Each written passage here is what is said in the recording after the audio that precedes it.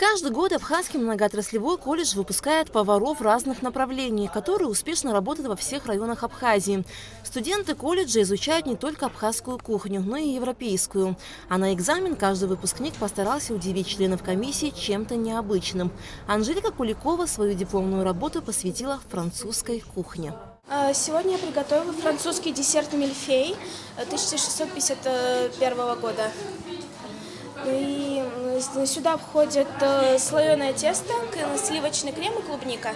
Студенты свои дипломные работы посвятили абхазской европейской кухне. Каждый из них должен был на месте приготовить блюдо, а после рассказать и сам процесс приготовления.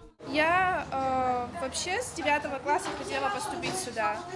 Не была уверена, но потом решила поступить, и вот рада теперь, что сюда поступила. Я буду принимать заказы и работать на себя дома кондитером.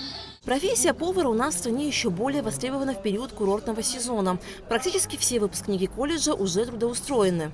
95%, можно сказать, не все трудоустроены. В этом направлении проблем нету. Вот сегодня они как себя покажут, как они защитят свои дипломные работы, какой они уровень получат. Там есть 3-й разряд, 4-й разряд, 5-й разряд – это более сложный разряд.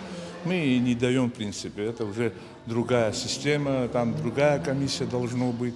Мы 4-й разряд даем. Они устраиваются на работу, начиная от Пицунда, Гагра, Фон, Сухум, естественно. Они трудоустроены все, востребованы, на всякий случай востребованы сегодня наши специалисты. Члены комиссии оценивают выпускников не только по знанию теории кулинарного искусства и вкусовым качествам приготовленных блюд, но и по творческому подходу.